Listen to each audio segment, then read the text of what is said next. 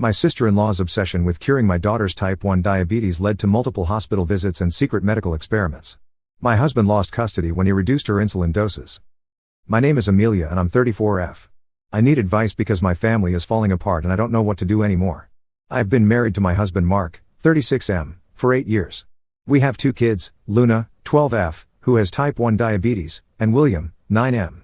My husband's brother Levi, 32M, has been married to Hazel, 29F, for 3 years. They don't have kids yet but have been trying. Some background about Luna's condition first because it's important to understand how serious this is. She was diagnosed with type 1 diabetes when she was 7 years old. This means her body doesn't produce insulin at all, and she needs to take insulin shots before every meal and snack. We have to count every single carbohydrate she eats and calculate the right amount of insulin. If she eats too many carbs without enough insulin, her blood sugar can spike dangerously high. If she gets too much insulin or doesn't eat enough, her blood sugar can drop so low that she could go into a coma or worse. We've had a few scary incidents over the years. Once when she was 8, she had a severe low blood sugar episode at school because the cafeteria lady gave her regular juice instead of sugar-free by mistake. Luna passed out and had to be rushed to the hospital by ambulance. Since then, we've been extremely careful about what she eats and who prepares her food. We always pack her lunch and snacks, and we've taught both our kids to never accept food from anyone without checking with us first. Hazel has always been a bit difficult to deal with. She works as a nutritionist and thinks she knows better than everyone else when it comes to food and health. She's always making comments about people's eating habits and giving unsolicited advice. When Luna was first diagnosed, Hazel kept suggesting we try different diets to cure her diabetes. She would send us articles about how raw food diets or going gluten-free could reverse type 1 diabetes. We had to explain multiple times that type 1 diabetes is an autoimmune condition that can't be cured with diet changes, but she never seemed to listen. The real problem started about 6 months ago. Levi and Hazel moved to our city because Levi got a new job. They found an apartment about 20 minutes away from us, and suddenly we were seeing them much more often. At first, it was nice to have family nearby. The kids enjoyed having their uncle and aunt around, and Mark was happy to spend more time with his brother. But Hazel started making more and more comments about Luna's diet and medical care. She would say things like Luna looked pale and tired, and maybe we should try giving her more natural foods instead of relying on insulin. She kept bringing up stories about people who had supposedly cured their diabetes with special diets or supplements. Every family dinner became a lecture about how we were harming Luna by not exploring alternative treatments. Mark and I tried to be patient with her. We explained Luna's condition many times. We showed her articles from reputable medical sources about type 1 diabetes. We even had Luna's endocrinologist write a letter explaining why alternative treatments wouldn't work for her condition. Nothing seemed to get through to Hazel. She would nod and agree during our conversations, but then the very next time we saw her, she would start up again with the same suggestions. The situation got worse when Hazel started bringing special foods to family gatherings that she claimed were perfect for Luna. She would make desserts with strange sugar substitutes that she insisted were better than the approved ones we used. She brought smoothies made with exotic fruits that she said would boost Luna's pancreas function. Every time, we had to politely decline and explain that we needed to stick to Luna's established meal plan. Hazel started acting hurt and offended when we wouldn't let Luna try her special foods. She would make comments about how we didn't trust her professional expertise as a nutritionist. She said we were being overprotective and preventing Luna from living a normal life. Levi would usually stay quiet during these conversations, but I could see he was getting uncomfortable with the tension. Things came to a head 3 weeks ago at Levi's birthday party. Hazel had volunteered to make the cake, and she assured us she would make something Luna could eat. When we arrived at their apartment, Hazel presented this elaborate chocolate cake that she claimed was completely sugar-free and diabetic-friendly. She had written down all the ingredients and showed me her calculations for the carbohydrate content. I looked at the ingredient list and something seemed off. She had used several different sweeteners that I wasn't familiar with, plus she had added dates and sweet potato puree. When I asked her about the specific carb counts for these ingredients, she became defensive. She said she had researched everything carefully and I should trust her professional knowledge. Mark was giving me looks that said I should just let it go to avoid conflict. Luna was excited about having a piece of cake that looked normal instead of her usual sugar-free alternatives. William was already eating his slice and saying how good it was. I decided to let Luna have a small piece, but I told Hazel I would need to monitor Luna's blood sugar closely afterward. Within an hour of eating the cake, Luna's blood glucose meter was showing readings that were climbing rapidly. I gave her a correction dose of insulin, but her numbers kept going up. 2 hours later, she was at dangerously high levels and starting to feel sick. We had to take her to the emergency room where they determined she was going into diabetic ketoacidosis, which can be life-threatening. The doctors got Luna stabilized, but she had to stay in the hospital overnight for monitoring. While we were there, I did some research on my phone about the ingredients Hazel had used. It turned out that several of them had much higher carbohydrate contents than she had calculated. The dates alone had enough natural sugars to spike Luna's blood sugar significantly. When we got home from the hospital, I was exhausted and worried. Luna was okay but shaken by the experience. William was scared because he thought his sister might die. Mark was quiet and wouldn't talk about what had happened. Levi called the next day to check on Luna. I explained what the doctors had found about the cake ingredients. Instead of apologizing, Levi got defensive and said Hazel had worked really hard on that cake. He said mistakes happen and we shouldn't blame Hazel for trying to help. I told him that this wasn't just a mistake. Hazel's overconfidence in her nutritional knowledge had put our daughter in the hospital. That's when Levi said something that made my blood run cold. He told me that Hazel had been doing her own research on Luna's condition and she believed that we were giving Luna too much insulin. He said Hazel thought that if Luna's blood sugar ran a little higher for a while, it might stimulate her pancreas to start working again naturally. She had deliberately used more natural sugars in the cake because she wanted to test her theory. I couldn't believe what I was hearing. Hazel had essentially used our daughter as a test subject for her unproven theories. She had lied to us about the cake ingredients and put Luna at serious risk. I told Levi that Hazel was never to prepare food for Luna again, and that we needed a sincere apology for what had happened. Levi said I was overreacting and that Hazel was only trying to help Luna get better. He accused me of being closed-minded about alternative treatments and said that maybe if we weren't so rigid about following doctors' orders, Luna might actually improve. The conversation ended with both of us hanging up angry. Since then, Levi and Hazel have been calling and texting, but not to apologize. Instead, they keep sending articles about people who have supposedly cured type 1 diabetes with natural methods. Hazel left a voicemail saying that she understood we were scared, but fear was preventing us from giving Luna the help she really needed. Mark has been caught in the middle and doesn't want to choose sides. He says Hazel made a mistake but she meant well. He thinks I should accept their apology and move on so the family can heal. But they haven't actually apologized, they've doubled down on their belief that they know better than Luna's doctors. I'm at the point where I don't want Hazel around my daughter at all. I don't trust her anymore, and I'm scared of what she might try next. But Mark says I'm being too harsh and that cutting off his brother will destroy our family relationships. Am I wrong to want to protect my daughter from someone who has already put her in the hospital once? Should I try to forgive Hazel and hope she learned her lesson? I honestly don't know what to do anymore. Update 1: I want to thank everyone who responded to my original post. The support meant a lot during a really difficult time. Unfortunately, things have gotten much worse since I last wrote. After my post, Mark and I had several long conversations about boundaries with Levi and Hazel. I thought we had reached an understanding. Mark agreed that Hazel couldn't prepare food for Luna anymore, and that we would only see them in situations where we had complete control over what Luna ate. He said he would talk to Levi about getting Hazel to stop sending those articles about alternative diabetes treatments. For about a week, things were quiet. Then Levi called and said he and Hazel wanted to take us all out to dinner to clear the air. He suggested we meet at a restaurant where Luna could order something safe from the menu. Mark thought this was a good sign that they were ready to respect our boundaries. We met at a family restaurant that we've been to before with Luna. She knows their menu well and there are several dishes she can eat safely. When we arrived, Levi and Hazel were already there with a wrapped gift bag on the table. Hazel said they had brought something special for Luna to show there were no hard feelings. The gift was a cookbook called Healing Diabetes Naturally along with a bottle of cinnamon supplements. Hazel explained that cinnamon had been proven to lower blood sugar and regulate insulin naturally. She said if we gave Luna the supplements daily along with following some of the recipes in the book, we might see real improvement in her condition. I looked at Mark hoping he would step in, but he just sat there looking uncomfortable. I told Hazel that we appreciated the thought, but Luna's treatment plan was working well and we weren't interested in making changes. Hazel's face changed immediately. She said she couldn't understand how we could be so stubborn when our daughter's health was at stake. That's when Hazel said something that made me realize how deep her delusions went. She told me that she had been in contact with 3 different families whose children had type 1 diabetes, and all of them had seen improvements using natural methods. She said these families had been brave enough to reduce their children's insulin doses while adding supplements and dietary changes. According to Hazel, 2 of the children were now completely insulin-free. I asked her how she had found these families.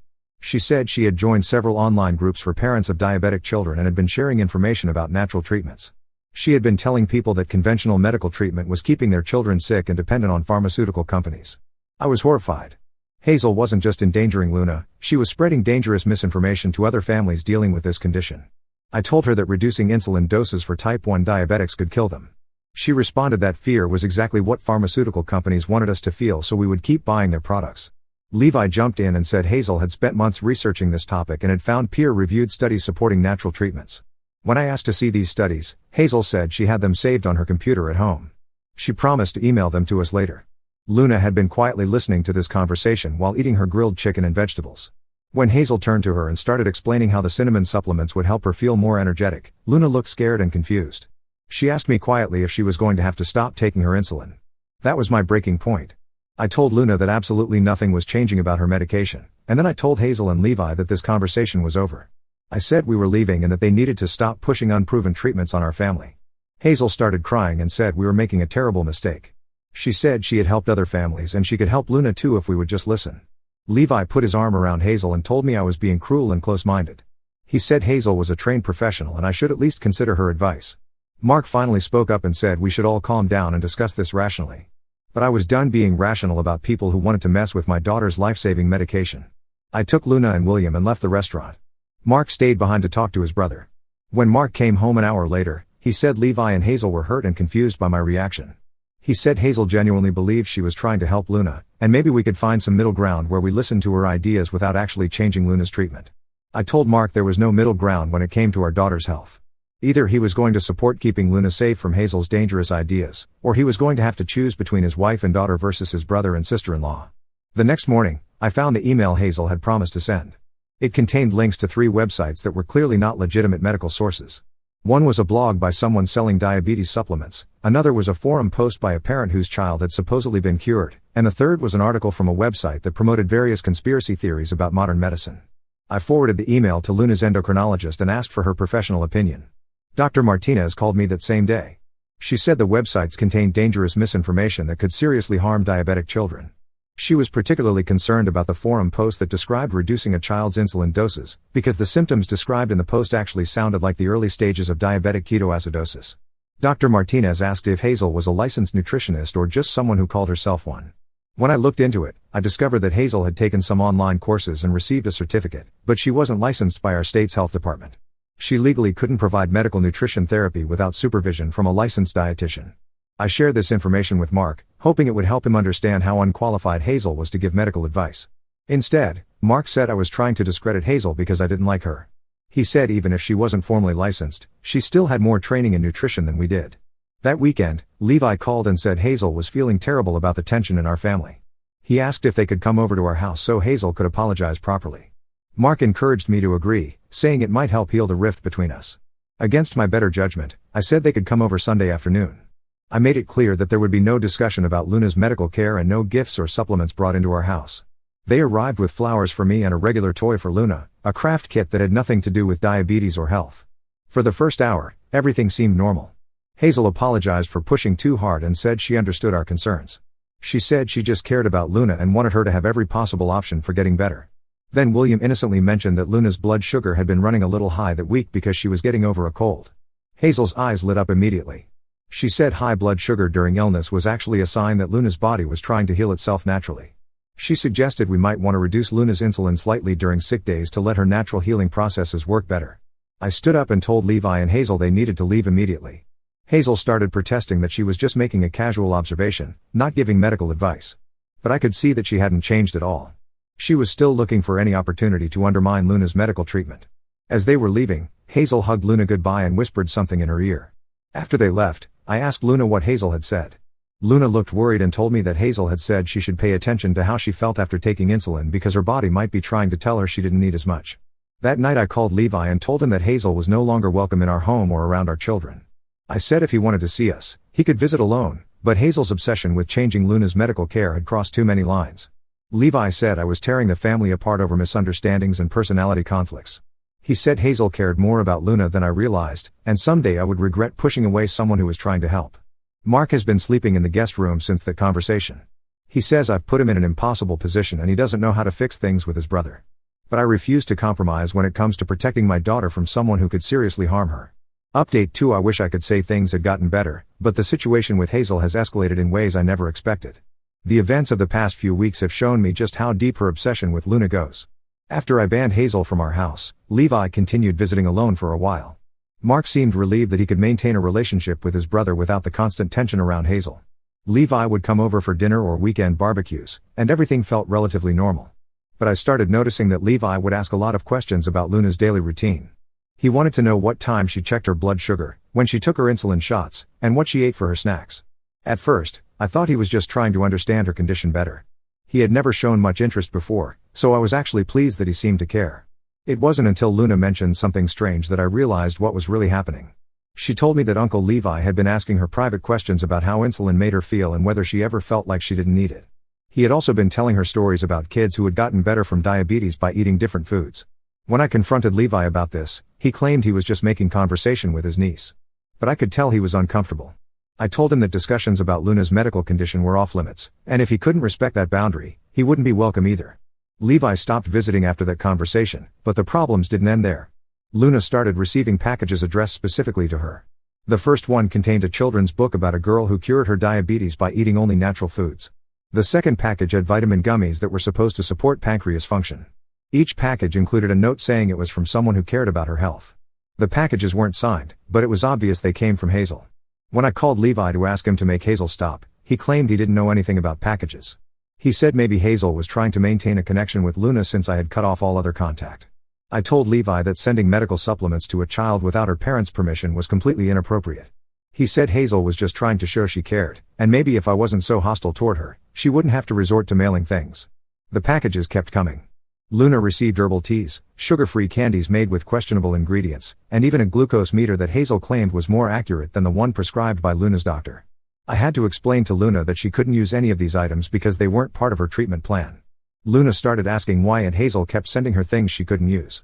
She wondered if there was something wrong with the medicine her doctors gave her. I realized that Hazel's campaign was making Luna doubt her medical care, which was exactly what I had been trying to prevent. I decided to involve Luna's school to make sure Hazel couldn't contact her there. I spoke with the principal and Luna's teacher about the situation. They agreed to screen any packages or visitors and to call me immediately if anyone tried to discuss Luna's medical condition with her. 2 weeks later, the school called. Hazel had shown up during lunchtime claiming to be Luna's aunt who needed to bring her forgotten medication. She had a bottle of cinnamon capsules and insisted that Luna was supposed to take them with her lunch.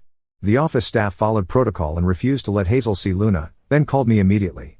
When I arrived at the school, Hazel was still in the parking lot. She approached me and said she had been trying to help Luna because her blood sugar readings were probably inaccurate.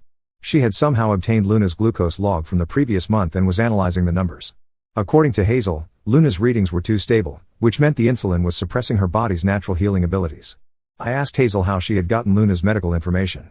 She said Levi had taken photos of Luna's glucose meter one day when he was visiting and had shared them with her so she could provide professional analysis. That revelation shook me more than anything else that had happened. Levi had been secretly gathering Luna's private medical data and sharing it with Hazel. They had been working together to undermine Luna's treatment behind our backs. I drove straight to Levi's workplace and confronted him in the parking lot. He admitted that he had been sharing information with Hazel because he was worried about Luna too. He said Hazel had convinced him that Luna's doctors might not be giving her the best possible care, and they needed more information to help us understand our options. Levi said Hazel had been in contact with a naturopathic doctor who specialized in reversing diabetes in children. This doctor had reviewed Luna's glucose logs and believed there was a good chance Luna could be weaned off insulin if we followed a specific protocol involving diet changes and supplements. I told Levi that he had violated our trust and put Luna at risk by sharing her private medical information. He said he was trying to save Luna from a lifetime of dependency on insulin injections. He believed Hazel had found a way to actually cure Luna instead of just managing her condition. When I got home, Mark was waiting with a serious expression. Levi had called him and explained his side of the story. Mark said his brother was genuinely trying to help Luna, and maybe we should at least meet with Hazel's naturopathic doctor to hear what he had to say. I couldn't believe Mark was still considering Hazel's ideas after everything that had happened. I told him that if he wanted to risk Luna's life based on advice from someone who wasn't even a real doctor, he could find somewhere else to live while he figured out his priorities. Mark said I was being unreasonable and that my hostility toward Hazel was preventing our family from getting help that could change Luna's life forever. He packed a bag and went to stay with Levi while we both thought about what we wanted to do. That night, Luna asked why Daddy had left and whether it was because she was sick. William wanted to know if we were getting divorced because of Luna's diabetes. I realized that Hazel's interference had spread far beyond just medical issues. She was destroying our entire family. The next day, I took Luna to see Dr. Martinez for her regular appointment. I explained everything that had been happening with Hazel and asked for advice about how to handle the situation. Dr. Martinez was very concerned about the packages Luna had been receiving and the unauthorized sharing of her medical information. Dr. Martinez explained that type 1 diabetes cannot be cured or reversed through diet and supplements. She said the naturopathic approaches Hazel was promoting could cause serious harm or death if families reduced or stopped insulin based on those recommendations. She offered to speak with Mark and Levi to explain the medical facts, but I wasn't sure they would listen. That evening, Hazel called our house directly. She said she knew Mark was staying with Levi and that our marriage was in trouble because of my stubbornness. She offered to back off from Luna's case if I would just agree to one meeting with her naturopathic consultant. She said all she wanted was for Luna to have the chance at a normal life without daily injections. I hung up on her, but she called back immediately. This time she was crying and begging me to consider Luna's future. She said she had spoken with the parents of children who were now insulin-free, and they all said their only regret was waiting so long to try natural treatments. When I hung up again, she sent a text saying she had videos of these children's recovery stories and would email them to me. The video showed parents talking about their children's improvement after following naturopathic protocols, but I noticed that none of the videos actually showed the children or provided any medical documentation. I forwarded everything to Dr. Martinez, who confirmed that these types of testimonial videos were common in alternative medicine scams. She said families who actually tried these approaches rarely share the negative outcomes publicly. I realized that Hazel wasn't going to give up on her crusade to change Luna's treatment. She had convinced Levi and possibly Mark that she was trying to save Luna's life. As long as she believed she was on a rescue mission, she would continue finding ways to interfere with Luna's medical care. Update 3: I'm writing this final update because the situation with Hazel has finally reached a resolution, though not the one I had hoped for when this all started. After Mark moved out, I thought having some space might help him see Hazel's behavior more clearly. Instead, the opposite happened. Levi and Hazel convinced Mark that I was the one being unreasonable and that they were Luna's best advocates. Mark started bringing Luna to visit Levi's apartment on his custody weekends, which meant she was around Hazel again despite my objections. The first time this happened, Luna came home with a new glucose meter that Hazel claimed was more accurate than her prescribed one.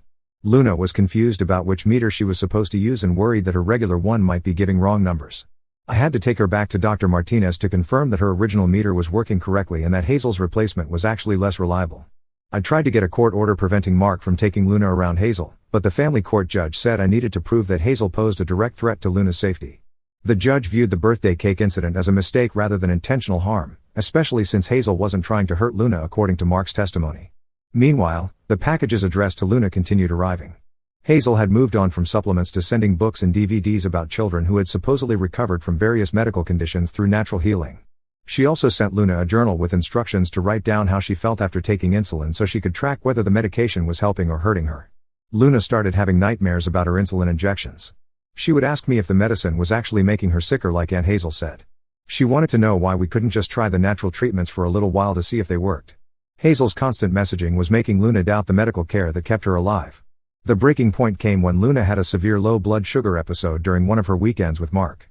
According to Mark, Luna had been asking questions about whether she really needed all her insulin shots, and he had begun to wonder the same thing. He decided to give her slightly less insulin with her lunch to see what would happen. Luna's blood sugar dropped dangerously low that afternoon. She became confused and shaky, then lost consciousness. Mark had to call an ambulance, and Luna spent another night in the hospital while doctors stabilized her blood glucose levels.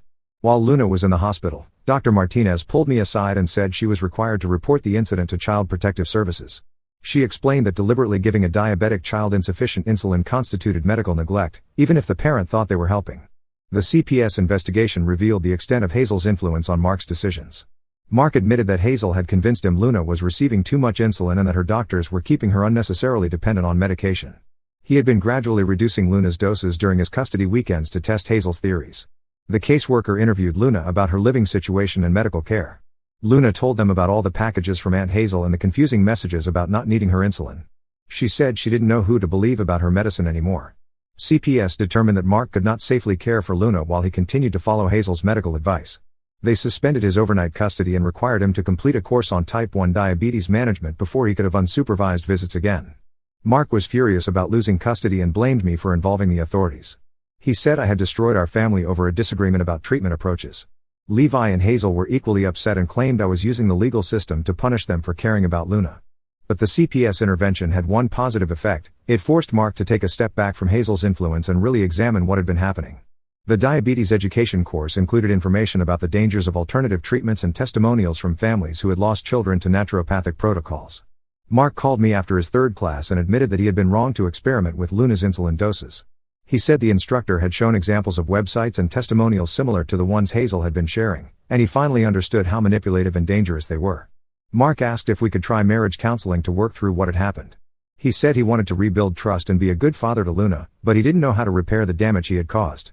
He also said he was ready to cut contact with Levi and Hazel if that's what it took to protect Luna and fix our marriage. I agreed to counseling, but I told Mark that Hazel could never be around Luna again, regardless of what happened with our marriage. Mark said he understood and was prepared to choose Luna's safety over his relationship with his brother. Levi was not happy about Mark's change of heart. He accused Mark of abandoning Hazel when she needed family support the most. He said Hazel had been trying to save Luna's life and didn't deserve to be treated like a criminal for caring too much. The last contact I had with Levi was when he called to tell me that he and Hazel were moving to another state. He said our city held too many painful memories of family members turning against each other. He blamed me for destroying the relationships between all of us and said Hazel was devastated that she couldn't help Luna anymore. I didn't respond to Levi's call, and I haven't heard from either of them since they moved. Luna asks about Uncle Levi sometimes, but she seems relieved that no one is questioning her medical care anymore. She's back to trusting her doctors and following her treatment plan without worry. Mark and I are still in counseling, working through the trust issues created by his decision to experiment with Luna's insulin. Some days are better than others, but we're both committed to making sure nothing like this ever happens again. Mark has learned to recognize manipulative medical misinformation and stands firm against anyone who questions Luna's treatment. Luna is doing well medically and emotionally.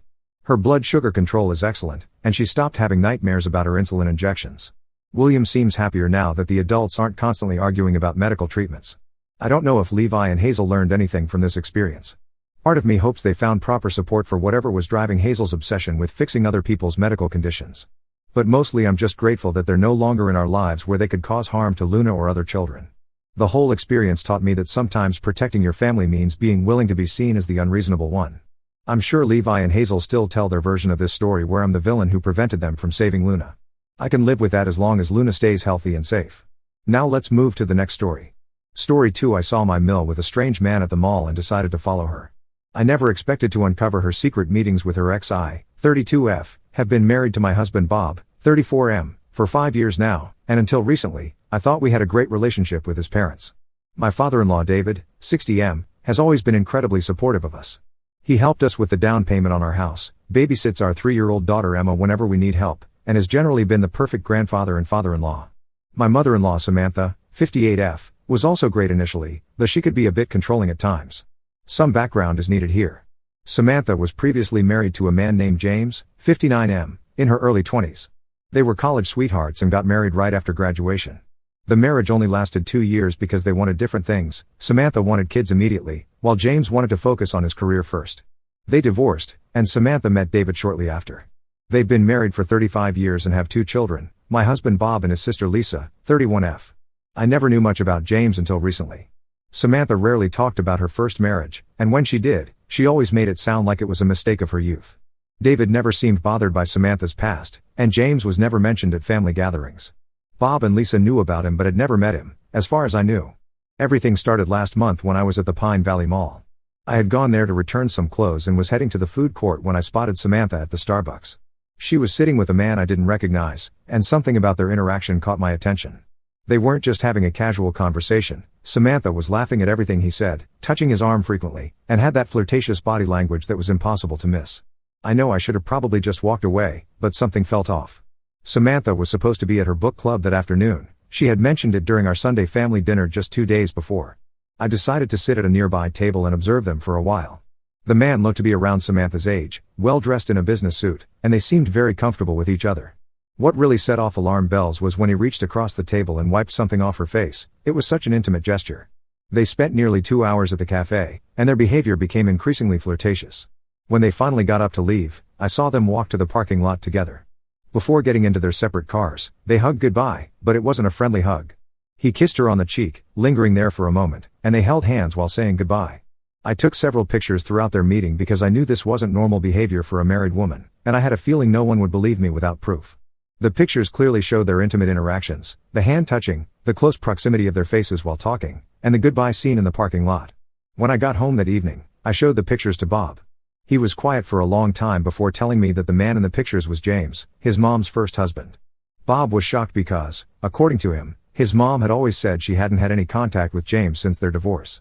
Over the next few weeks, I started paying more attention to Samantha's schedule.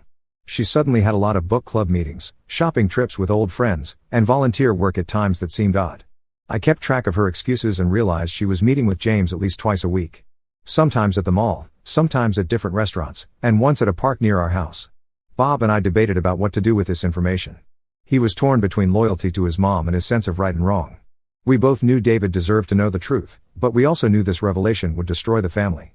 Bob suggested we confront Samantha first and give her a chance to explain, but I disagreed. If she was willing to lie to her husband of 35 years, she would definitely lie to us. After 3 weeks of watching this continue, I made the decision to tell David. I invited him over when I knew Samantha was at another one of her meetings with James. I showed him the pictures and explained everything I had observed. I also showed him the dates and times I had documented of Samantha's meetings with James. David's reaction was heartbreaking. He just sat there, staring at the pictures, his hands shaking. He kept saying "I don't understand" over and over. This man had given Samantha everything she ever wanted: a beautiful home, wonderful children, financial security, and unwavering love and support. And this was how she repaid him. That evening, David confronted Samantha. She initially tried to deny everything, but when David showed her the pictures, she changed her story. She admitted to meeting James but claimed they were just friends catching up. She said they had run into each other at a grocery store 6 months ago and had been meeting occasionally to talk about old times. But if they were just friends, why did she lie about where she was going? Why did she hide these meetings from everyone? And why did she act so intimately with him in public? The pictures clearly showed behavior that went beyond friendship. Samantha was furious with me for exposing her. She called me horrible names, said I was a jealous, spiteful person who was trying to destroy her family. She claimed I had misinterpreted everything and was making something innocent look bad. Lisa immediately took her mom's side, saying I had no right to spy on Samantha or interfere in her personal life. Now the whole family is divided. David has moved out of their house and is staying with his brother. Samantha is playing the victim, telling everyone that I'm trying to destroy her marriage out of spite. Lisa won't speak to me or Bob, and Samantha's siblings have been sending us angry messages about how we've ruined their family. Bob supports my decision to tell David, but I can see how much this is hurting him. AITA for exposing Samantha's secret meetings? Should I have just minded my own business? Edit. Some people are asking why I think Samantha and James were having an affair when they were just meeting and hugging. There's more to it than just that. In the pictures I took, you can clearly see them holding hands under the table, and James was kissing her neck at one point. Also, Samantha had been lying to David about where she was going when she met James. If it was just innocent friendship, why lie? Update 1. It's been 3 weeks since my last post, and everything has gotten much worse than I could have imagined. I'm still processing everything that's happened, and it feels like our family is falling apart more each day. After the initial confrontation, Samantha moved in with Lisa, claiming she needed space to figure things out. David stayed at their house, and Bob and I tried our best to support him. David was struggling badly, he wasn't eating properly, wasn't sleeping well, and spent most of his time just sitting in their bedroom looking at old photo albums. It was heartbreaking to see this proud, strong man reduced to such a state. Samantha kept trying to control the narrative. She told everyone that I had misinterpreted innocent meetings between old friends and turned them into something scandalous. She even went to our church and told people there that I was trying to destroy her marriage because I was jealous of her close relationship with Bob. Some people actually believed her, and we started getting cold shoulders from people we'd known for years. Bob was trying to stay neutral at first, supporting his dad while still hoping his mom would come to her senses. He visited Samantha at Lisa's house a few times, trying to understand her side of the story. But each time he came back more frustrated because Samantha would just cry and play victim instead of explaining her actions. Then last week, everything exploded. It happened because of a simple mistake. Lisa accidentally sent a message to our family group chat instead of sending it privately to Samantha. The message read, "Mom, I found a perfect apartment for you and James. It's in the River Heights area, close to his office. His divorce will be final next month, so the timing works perfectly. You can start moving your things gradually before David notices anything missing." The message also had pictures of a luxury apartment attached. Before Lisa could delete it, everyone in the family had seen it. Bob immediately called Lisa, but she denied him access to Samantha. That's when all the truth started coming out. Samantha finally admitted everything. Apparently, she ran into James at a college reunion 6 months ago. According to her, seeing him brought back all her old feelings. They started meeting secretly, and soon realized they were still in love. James confessed that he had regretted letting her go all those years ago, and now that his kids were grown up, he was ready to be with her. The most shocking part was that Samantha had been planning to leave David for months. She and James had it all mapped out. He would divorce his current wife, who had no idea about any of this. They would both sell their houses, and then buy a place together.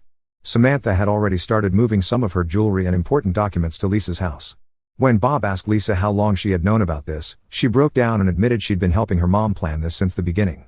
She had been covering for Samantha's meetings with James, helping her look for apartments, and even helping her set up a secret bank account to transfer money into. Bob was devastated by Lisa's betrayal. They had always been close despite their different personalities. He couldn't understand how his sister could help destroy their family like this. When he asked her why, Lisa said she just wanted their mom to be happy, and she believed Samantha and James were meant to be together. David's reaction to all this was heartbreaking. We were with him when he read Lisa's message, and he just crumbled. He kept asking what he had done wrong, why wasn't he enough, whether Samantha had ever really loved him or if he had just been a replacement for James all these years. He started going through old photos and videos, questioning every happy moment they had shared. The next day, Samantha officially filed for divorce. She didn't even have the decency to tell David personally. He found out when the papers were served to him at work. She's now openly dating James, posting pictures of them together on social media, acting like she's finally found her happiness. Lisa has completely cut off contact with Bob and me. She sent us a long message saying we had no right to interfere in her mom's life and that true love shouldn't be denied just because of societal expectations. She accused us of being judgmental and said if we really loved Samantha, we would want her to be happy. Samantha's side of the family is making our lives miserable. They're spreading rumors about me, saying I fabricated the whole thing because I was jealous of Samantha's wealth and social status. Some of them have even started calling our mutual friends, telling them not to trust me because I'm a home wrecker. Bob is trying to stay strong, but I can see how much this is hurting him. He lost his mom, sister, and half his extended family in one go. He keeps saying he supports my decision to expose the truth, but sometimes I catch him looking at old family photos with tears in his eyes. The only small positive in all this is that David's family has been incredibly supportive. His brother helped him find a good divorce lawyer, and his sister has been coming over every day to make sure he eats properly. They've all made it clear that they still consider Bob and me part of their family, regardless of what happens with Samantha. I still don't regret telling David the truth, but seeing all this pain and destruction makes me understand why people sometimes choose to keep secrets. The weight of knowing you caused this much hurt, even if it was the right thing to do, is heavy to bear. Update 2. 2 months have passed since my initial post, and what we've discovered has shocked us even more than the original affair. Last week, Mary, 62F, Samantha's former college roommate and longtime family friend, reached out to Bob with information that has completely changed everything we thought we knew about Samantha and James's relationship. Mary had been carrying this burden for years but finally decided to come forward after seeing how everything was unfolding. According to her, Samantha and James's relationship never really ended after their divorce. They had been meeting secretly throughout Samantha's entire marriage to David, approximately every 5 to 7 years. The pattern was always the same: they would run into each other at some event or through mutual friends, start meeting secretly, have a brief affair lasting a few months, and then go back to their respective lives. This cycle had been repeating for over 3 decades. Several of Samantha's old friends knew about these encounters but kept quiet to maintain family peace and because they believed Samantha would eventually stop. Mary provided evidence, old photos, letters, and even emails from various years showing Samantha and James together. She had kept everything because she felt guilty about her role in helping them hide their meetings. The evidence showed meetings in 1992, 1998, 2005, 2012, and now 2024. Each time, Samantha would tell David she was going on girls' trips or visiting college friends, while actually meeting James. But the most devastating revelation came when Mary told us about Lisa's paternity. During one of their affairs in 1993, Samantha got pregnant with Lisa. She knew there was a possibility that James was the father, but she never told David. She let him believe Lisa was his daughter and went on raising her as if nothing had happened. This explains so much about Lisa's behavior. We discovered that Samantha had told Lisa the truth about James being her biological father when Lisa was 18. This revelation suddenly made sense of why Lisa had always been so protective of her mother and so willing to help her leave David. She wasn't just helping her mom find happiness, she was helping her biological father too. Bob was devastated by this news and immediately got a DNA test done. The results confirmed that he is definitely David's son, but this knowledge brought him little comfort. The fact that his mother had lied about something so huge for so many years made him question everything about his childhood. When confronted with this information, Samantha's reaction was shocking. Instead of showing remorse or trying to explain, she became defensive. She said she had always loved James more than David, but stayed with David because he was stable, dependable, and good with children. She claimed she did what was best for everyone by keeping the truth hidden. David's reaction to finding out about Lisa's paternity was heartbreaking. This man had spent 31 years loving and raising a daughter who wasn't biologically his, never suspecting anything. He had paid for her education, walked her down the aisle at her wedding, and was a devoted grandfather to her children. Finding out it was all based on a lie has crushed him completely. The revelation has also led David to question everything about his marriage. He's now having his lawyer conduct a forensic audit of all their finances, suspicious that Samantha might have been giving money to James over the years. They've already found some unexplained withdrawals from their joint accounts that coincide with the years Mary mentioned. Lisa's reaction to her paternity becoming public knowledge has been mixed. She's angry at Mary for revealing the secret, but she can't deny anything because she's known the truth for years. She's still supporting Samantha, claiming that biology doesn't matter and that what's important is that David got to be her father for 31 years. Bob hasn't spoken to Lisa since finding out she knew about her paternity and kept it secret. He says he understands why she sided with Samantha now, but he can't forgive her for watching David love her and care for her all these years while knowing he wasn't her real father. The most surreal part is that Samantha seems to feel no guilt about any of this. When Bob asked her how she could lie to everyone for so many years, she said she was just following her heart and that sometimes love requires difficult choices. She's still living with Lisa and openly dating James, acting as if this was all just an inevitable conclusion to her love story. David is now considering legal action against both Samantha and James for the years of deception. His lawyer is looking into whether James's knowledge of Lisa's paternity and their ongoing affair could impact the division of assets in the divorce. Update 3. It's been 6 months since everything came to light, and the situation has finally reached its conclusion, though not in the way anyone expected. The whole truth has come out, and the consequences have been severe for everyone involved, especially Samantha. The forensic audit David's lawyers conducted revealed shocking financial details. Samantha hadn't just been meeting James over the years, she had been financially supporting him too. They found transfers totaling almost $200,000 from David's retirement savings to various accounts linked to James. Samantha had been systematically stealing from her husband for years, taking small amounts that wouldn't be immediately noticeable. The money trail showed regular transfers coinciding with James's business troubles. Apparently, James wasn't as successful as Samantha had made him out to be. His thriving medical practice had been struggling for years, and Samantha had been helping him stay afloat with David's money. She even helped pay for his children's college tuition while hiding it from David. David's lawyer is now handling both the divorce and criminal charges for financial fraud. Samantha could face serious legal consequences for the theft. She tried to claim that David had known about the transfers, but their financial advisor confirmed that David had never authorized any of these transactions. Samantha and James are living together now, but their perfect reunion isn't going as planned. James's divorce was messy once his wife discovered the full extent of his relationship with Samantha. She got 75% of their assets and primary custody of their teenage children, who want nothing to do with their father or Samantha. James's medical practice is struggling even more now that the scandal has become public in their community. Samantha's reputation has been completely destroyed. Most of her friends have distanced themselves from her, especially after learning about her decades of deception.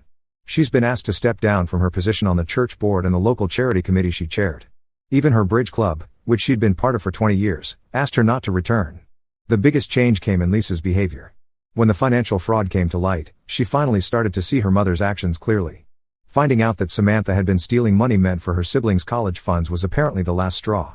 She's now talking to David again, realizing that the man who raised her showed more love and integrity than her biological father ever did. Lisa tried to apologize to Bob for her role in everything, but he's not ready to forgive her yet. The revelation that she knew about her paternity for years and watched David love her unconditionally while helping Samantha deceive him is something Bob is still struggling to process. He told her he needs time and distance before he can consider having any relationship with her. David is doing much better now. He's focusing on rebuilding his life and has started traveling with his brother. He's also taking steps to protect his assets and has updated his will to ensure Bob and his grandchildren are provided for. Despite everything, he's still trying to maintain a relationship with Lisa's children, showing what a truly good man he is. Bob and I have gone completely no contact with Samantha. We blocked her on everything after she tried to blame me for destroying her reputation by exposing her affair. She even showed up at our house drunk one night, screaming about how I had ruined her life. We had to call the police to remove her, and now we have a restraining order against her. I still don't regret exposing the truth, even though it caused so much pain. The last 6 months have shown me that sometimes doing the right thing hurts, but living with lies hurts more.